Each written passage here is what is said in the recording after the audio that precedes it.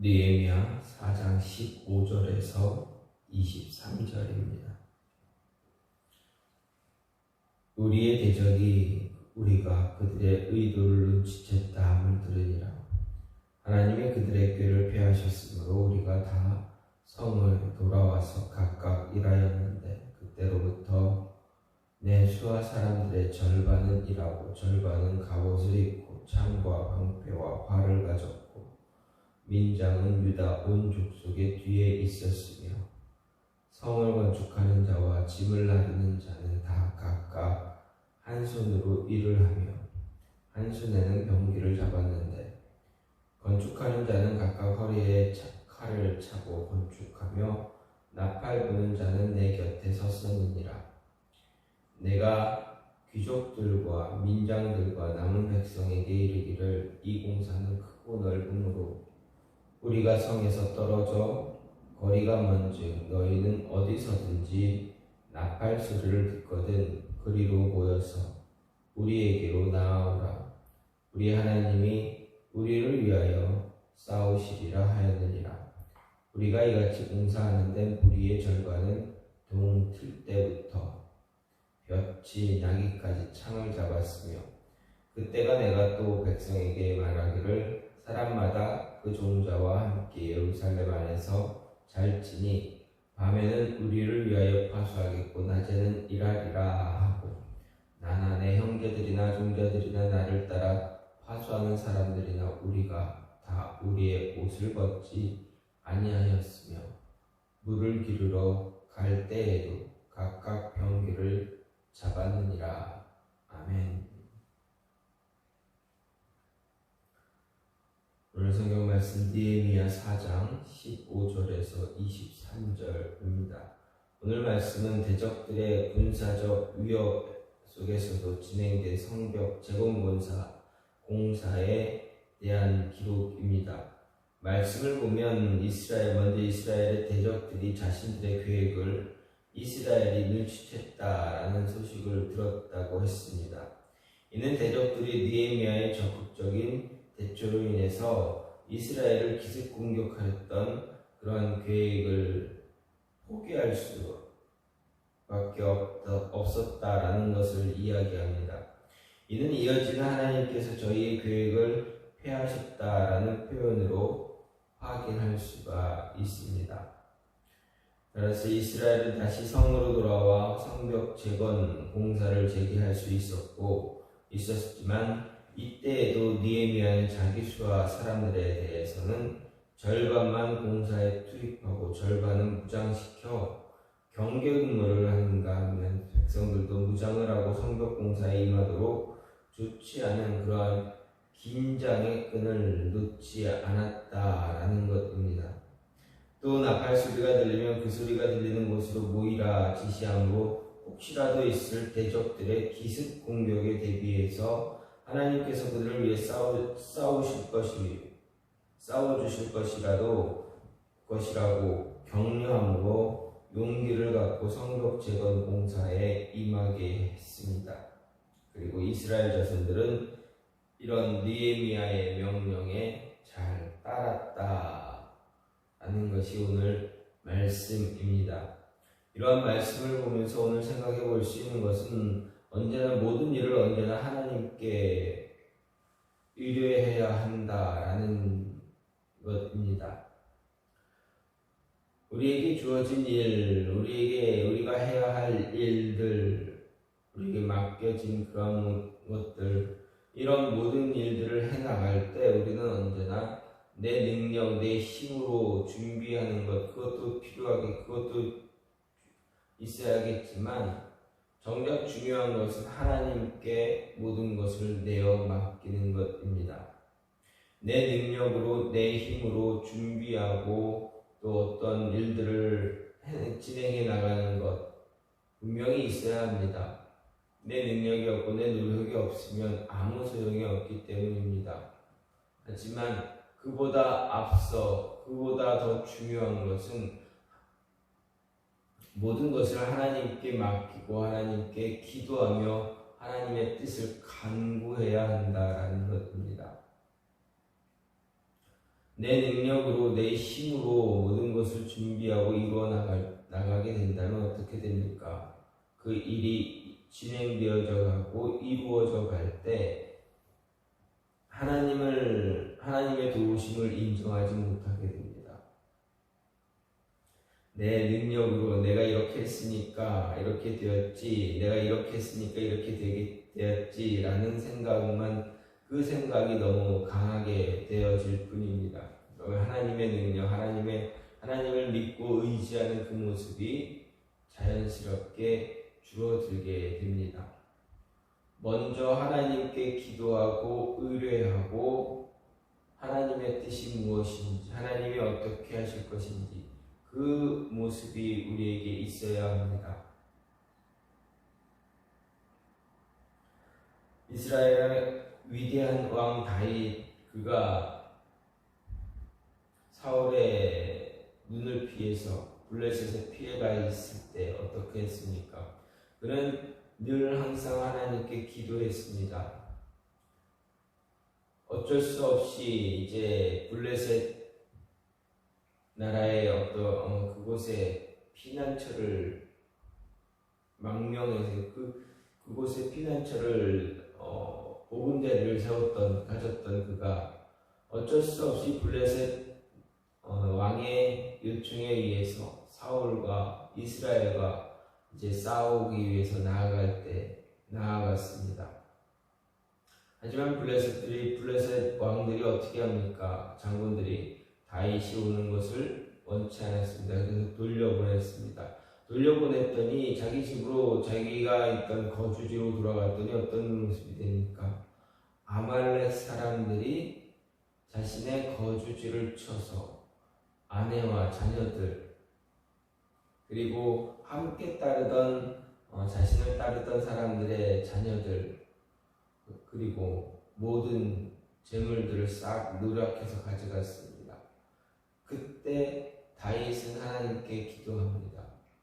하나님, 내가 쫓아가면 그들을 잡을 수 있겠습니까? 그들을 잡아야 합니다.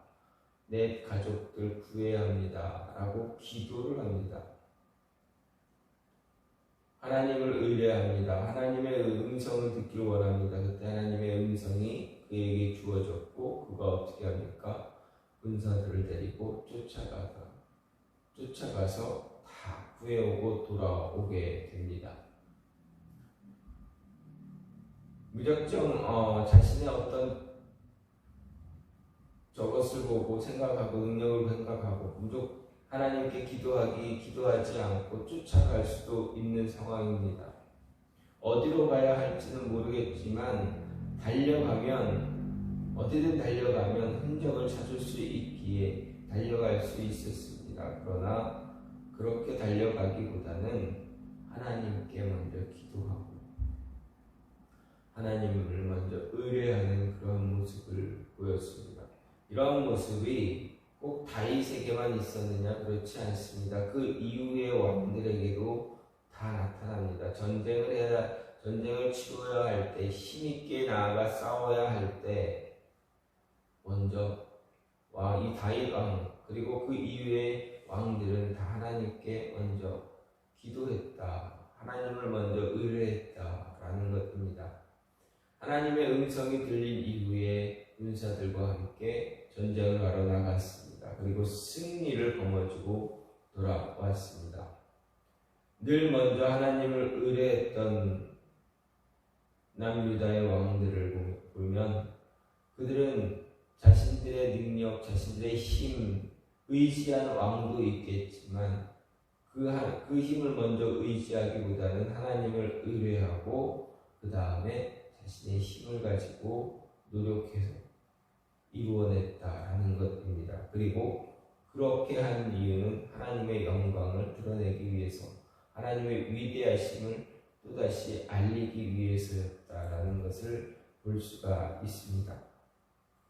이렇게 하나님께 일을 의뢰할 때 하나님은 어떻게 하십니까? 그 일을 하나님이 진행해 가십니다. 이루어 가십니다.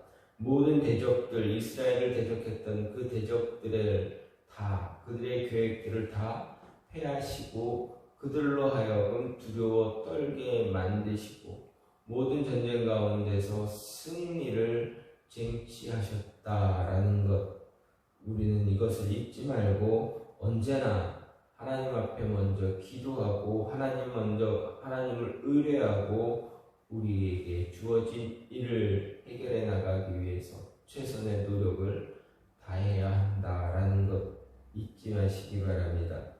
또한 오늘 말씀을 보면 하나님의 뜻도 잘 분별할 줄 알아야만 합니다. 18절의 말씀을 보면 건축하는 자는 각각 허리에 칼을 차고 건축하며 나팔 부는 자는 내 곁에 섰느니라, 이렇게 이야기합니다. 여기서 나팔 부는 자는 내 곁에 섰다라고 이야기합니다. 여러분, 이스라엘은 나팔을 불어서 어떻게 하겠다, 무슨 일이 일어났는지 그 나팔 소리를 통해서 이제 전하곤 합니다. 그래서 그 나팔 소리가 어떤 소리가 어떻게 나는지, 부 소리가 한 번 나는지 두 번 나는지 길게 있는지 짧게 끊어지는지 그 소리를 듣고 잘 분별할 줄 알아야 합니다. 그 소리를 잘못 듣고 잘못 이해하면 정말 엉뚱한 일들, 엉뚱한 모습들이 나타날 수가 있습니다. 행동들이 나타날 수가 있습니다. 모이기 위해서 회의를 위해서 불었는데 칼을 들고 나올 수는 없지 않습니까? 전쟁에 나가야 되는데 회의에 그냥 사람들을 부르는 그 소리인 줄 알고 나왔다. 아무것도 가지고 나오지 않고 그냥 모이게 되면 어떻게 됩니까? 전쟁에 나가야 되는데 제사 드리는 그런 나팔 소리로 착각하면 어떻게 합니까? 나팔 부는 소리, 이 나팔 소리를 잘 분별해야 하나님 이스라엘 그 자신의 나라에서 이루어지는 일들에 대해서 어떻게 분별할 수가 있습니다. 백성들에게 무엇을 이야기하는지를 알아들을 수가 있습니다. 니에미야 또한 마찬가지입니다. 이 나팔 소리를 잘 분간해야 대적이 들어왔을 때, 대적이 침범했을 때 모여서 전쟁을 할 수가 있습니다. 그들을 물리칠 수 있습니다. 이 나팔 소리를 잘 분별해야 이 공사가 시작과 끝을 알 수가 있습니다. 쉬는 것을 알 수가 있습니다. 함께 무언가를 말씀을 나눌 수는 그 시간을 깨달을 수가 있습니다. 모임의 시간, 모임의 모습들을 알 수가 있습니다. 모이는 목적에 대한 그것을 또한 알 수가 있습니다. 이렇게 이 나팔 소리를 잘 분별해야 모든 주어진 일들을 잘 이루어 나갈 수 있다. 이 나팔 소리를 다시 한번 생각하면 하나님의 의도를 잘 파악해야 하나님의 뜻을 잘 이행할 수 있고 그것을 이루어갈 수 있다라는 것입니다.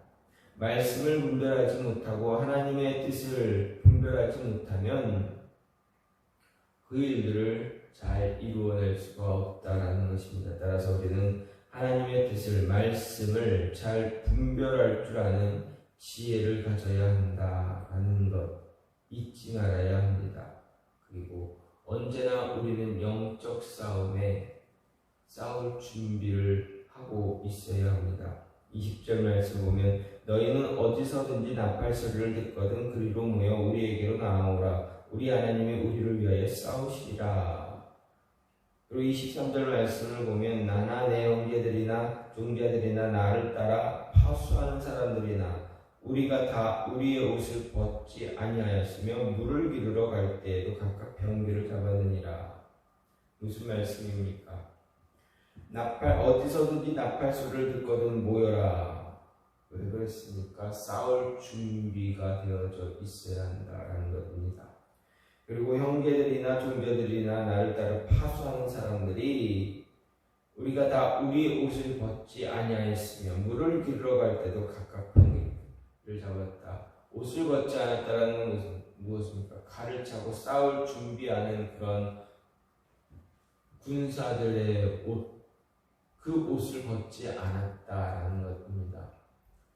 언제 어떻게 나팔 소리가 어떤 식으로 울릴지 모르기에 늘 싸울 준비를 하고 있었다. 그래서 물을 기르러 갈 때도 병기를 들고 나갔다. 물을 기르러 가는데 나팔 소리가 울리면 어떻게 합니까? 무기를 들고 뛰쳐가야 되지 않습니까? 그런데 물 기르러 갔다가 나팔 소리가 울려도 맨손으로 가면 전쟁에 참여할 수가 없기 때문입니다. 언제든지 싸울 준비가 되어져 있었다라는 것. 이 모습은 영적 전쟁을 우리가 늘 영적 전쟁을 해나갈 때 그 영적 전쟁 언제든지 싸울 준비가 되어져 있어야 한다라는 것입니다. 싸울 준비가 되어져 있지 않으면 우리는 그 전쟁에서 패할 수밖에 없습니다. 이런 모습을 통해서 오늘 말씀을 통해서 느헤미야가 이야기하는 거, 하나님을 의지하라. 하나님이 이루신다. 하나님을 의지하라 라는 말씀과 하나님의 말씀을 잘 분별해야 되고 또 분별함으로 인해서 언제든지 그 영적 싸움을 준비하는 그런 모습을 가져야 한다는 것 잊지 마시고 오늘 하루 우리가 싸울 그 싸움 잘 준비하며 하나님 의뢰하며 하나님의 뜻을 분별해서 승리할 수 있는 그런 모습이 있기를 간절히 소망합니다. 이 시간 같이 기도하기 원하는 것은 하나님, 우리가 하나님을 의뢰하는 모습으로